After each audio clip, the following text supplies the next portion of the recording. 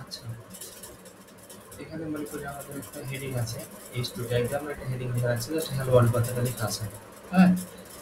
তো আর এটা আমরা আইডি দিছি, হেডিং নামে আইডি দিছি। এটাকে যদি আমরা ওপেন ক্লায়েন্ট সার্ভার করি, তাহলে আমরা এরকমটা দেখতে পাবো। তো এখানে একটু বেসিক ডিজাইন করা আছে আর কি, বর্ডারটা দেওয়া আছে।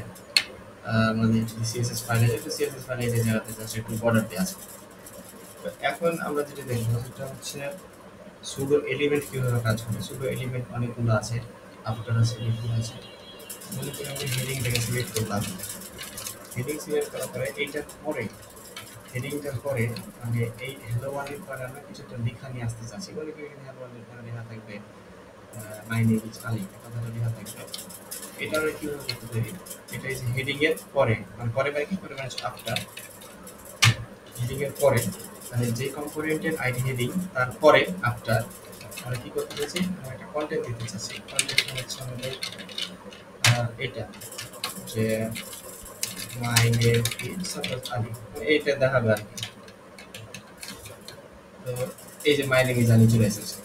এখন এটা হচ্ছে আমাদের এই যে এইটুকটা হচ্ছে আমাদের হেডিংটা, আর বাকি টুকুনটা হচ্ছে আমরা সুডো এলিমেন্টের মাধ্যমে যুক্ত করেছি। হ্যাঁ, তো এটার দুইটার মাঝে যদি আমরা একটা গ্যাপ দিতে চাই, তাহলে এখানে আমরা দেবো মার্জিন লেফট, সাপোজ আমরা দিলাম 50 পিক্সেল। এই যে আমাদের 15 পিক্সেল হয়ে গেছে। এখানে আমরা অনেক কিছু করতে পারি। আমরা যদি ব্যাকগ্রাউন্ড কালার দিতে চাই, ব্যাকগ্রাউন্ড কালার সাপোজ দিলাম আমরা এটা। আচ্ছা, এই যে ব্যাকগ্রাউন্ড কালারটা দিলাম, এই ব্যাকগ্রাউন্ড কালারটা কোথায় দিলাম? এই কন্টেন্টের উপরে দিলাম, হেডিং এর উপরে কিন্তু না। এই যে এই ব্যাকগ্রাউন্ড এই জায়গাতে, এদিকে হবে না কিন্তু। আমরা যদি প্যাডিংও দিই, প্যাডিংটা কোথাও, প্যাডিং সাপোজ যদি 10 পিক্সেল প্যাডিং দিই, প্যাডিংটাও হবে এই কন্টেন্টের উপরে, হেডিং এর উপরে না। এই যে আমরা যদি আরো বড় প্যাডিং, তাহলে জিনিসটা বোঝা যাবে। তারপরে 20 পিক্সেল দিলাম। এই যে প্যাডিংটা হয়েছে আমাদের কোথায়? এই এলিমেন্টের উপরে, কন্টেন্টের উপরে, এই হেডিং এর উপরে না, মানে মেইন কম্পোনেন্টের উপরে না। এটা হচ্ছে আমাদের কোথায়? এই কন্টেন্টের উপরে, যেটা আমরা যুক্ত করেছি সুডো এলিমেন্ট দিয়ে।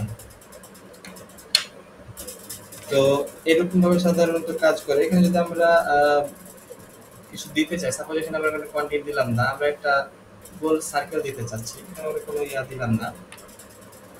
ওকে, মার্জিন লেফট, এটা আমরা সাপোজ ব্যাকগ্রাউন্ড কালার দিতে চাচ্ছি রেড। হ্যাঁ, কোনো প্যাডিং নাই। তো এটা হাইট উইথ সেট করে দিতে হবে। হাইট সাপোজ দিলাম আমি 25 পিক্সেল, আর উইথ দিলাম কত? উইথ দিলাম হচ্ছে এটা 25 পিক্সেল। এখন কি হওয়ার কথা? এখন আমাদের একটা এই 25 পিক্সেল হাইটের এবং 25 পিক্সেল উইথের একটা আমাদের একটা চারকোনা বক্স তৈরি হওয়ার কথা, যেটার ব্যাকগ্রাউন্ড কালার হবে কি রেড। কিন্তু এই যে তৈরি হয়নি।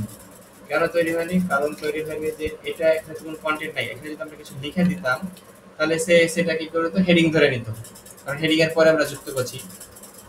এখানে যদি আমরা কিছু দিইনি, তো কম্পাইলার এই জায়গাতে বুঝতে পারছে না যে সেটা ইনলাইন নাকি ইনলাইন ব্লক নাকি ব্লক এলিমেন্ট, তাই সেটা আমাকে বলে দিতে হবে। আমি এখানে সাপোজ এটা বলে দিলাম যে এটা ডিসপ্লেটা হচ্ছে ইনলাইন ব্লক। এইবার শো করবে, এই যে এইবার শো করছে।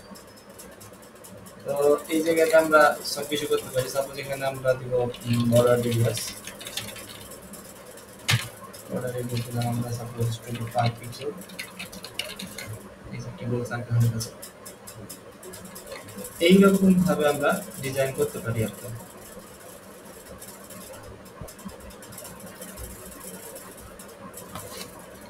এখানে আপনারা যে বিফোর দিক, যেটা আগে হবে, আগে হয়ে গেছে। তো এখানে কি দিতে হবে? তাহলে আমাদেরকে এই জায়গাতে দিতে হবে মার্জিন রাইট, এইটা। ওকে,